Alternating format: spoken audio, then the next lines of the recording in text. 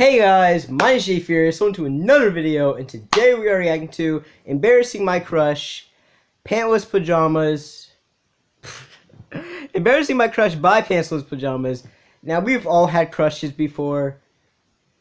Whoa, unless you're some loner. Then, in elementary school, or maybe even middle school or high school, we've all had crushes. And they either turned us down, or we dated them for like a while, and then we broke up and all that. I've had a bunch of crushes. They hadn't really turned me down. It was more like I just became more just friends with them.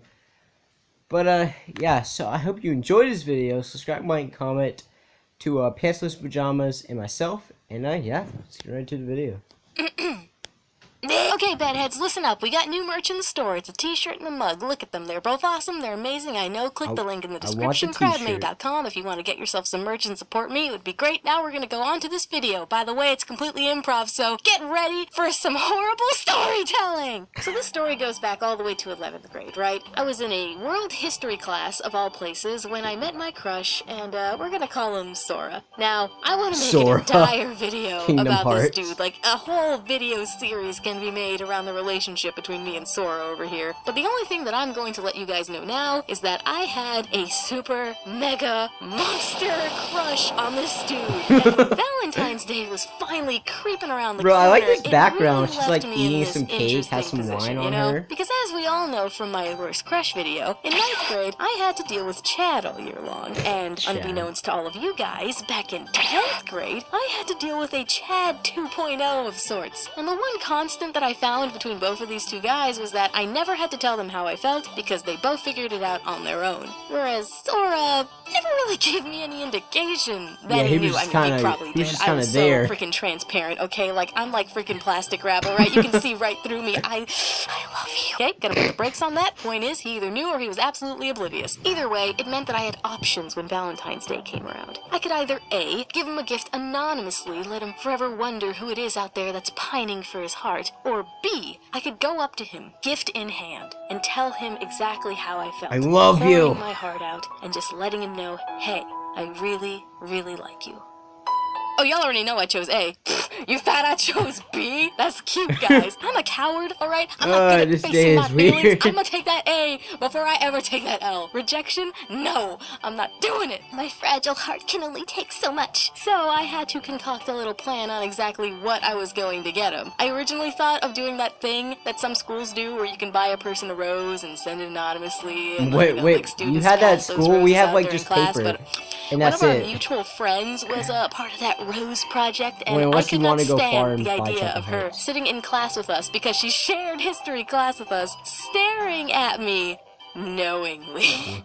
No, it was too embarrassing, couldn't do it. So I had to think of something else. And that something else came in the form of a completely different rose and a box of heart-shaped chocolates. I found them randomly at one point when me and my brother were going after school to the convenience store, and they had it right there on the little checkout counter. And let me tell you something. The moment that my eyes made contact with those flowers and chocolates, a plan was forming. I was gonna buy 3 roses and give one to him, the other 2 were for my friends. And I was gonna pair that rose with a box of chocolates. Then I was going to go to the history teacher, you know, the only teacher of the class that we shared together, and I was gonna tell him, hey, when Sora walks into the classroom, sneakily call him on. Oh, like how he's just dabbing into get him to go to the desk, slowly pass him these little, like, you know, trinkets and tell him, hey, a little someone's got their eye on you. You know, happy Valentine's Day, guy. You know, don't be too worried about it. I'll be your teacher, that's all. And then, you know, he's gonna accept the chocolates. It's all gonna be good. And my plan. And you know he's gonna accept it. He's probably gonna eat it and throw it away.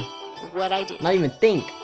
Except I didn't. What? You thought I was gonna let the teacher know that I had feelings? The only thing worse than having your friend knowingly looking at you in the crush of your dreams is having your teacher knowingly look at you like, no, stop smirking at me behind the desk.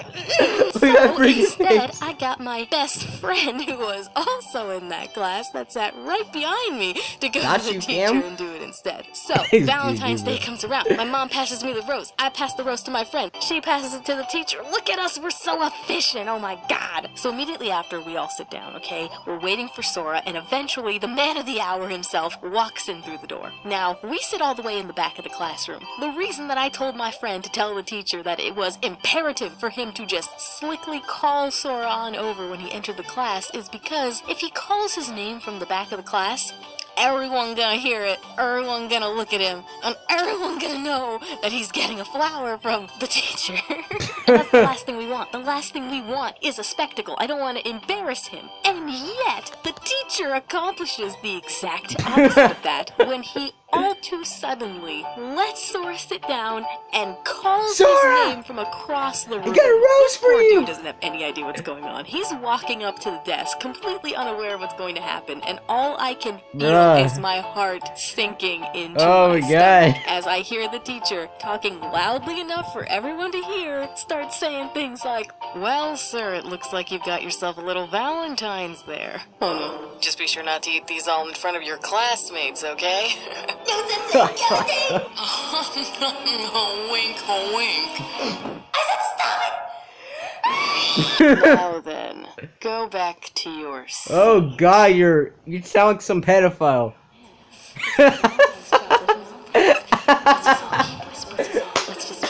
Oh my god. Guys, not a single eye in that room was not looking at this dude. They were staring at him, they were staring at the things in his hands, and they stared at him the entire time he walked back to his desk. And immediately when he sits down, he looks directly at me, giving me a heart attack, mind you, and he looks at my friend. And he just straight up asks us, "Are you two responsible for this?" Now, of course, we laughed it off because, you know, what else are we supposed to do about it, right? But honestly, it just filled me with such regret. Like, my friend is over here explaining it away, you know, being slick and sly about it, but I just feel like garbage. Feel pretty empty. What that basically told me was that my sincere, heartfelt attempt at trying to give him a gift on Valentine's Day has turned into the equivalent of what he probably thought to be a prank. You know, he was just embarrassed. A prank, bro. I was embarrassed, and I wanted to curl up into my hoodie and just weep. It wasn't a good look, and I didn't think that he was going to accept my Valentine chocolate at all. But then, to my surprise, I saw him eat it. I mean, I guess it's obvious someone gives you chocolates, of course you're gonna eat it, but, like, he made it sound like maybe he was just going to, I don't know, throw it away, toss it to the side, not care, and yet, there he was, just looking at the rose. I mean, I would have eaten the chocolate, like, I don't care who it comes from. You're gonna keep it? Well, yeah, I mean, it's a little weird, but yeah, I like it. He might be a pedophile, but, you know, I don't care. I'll still eat it.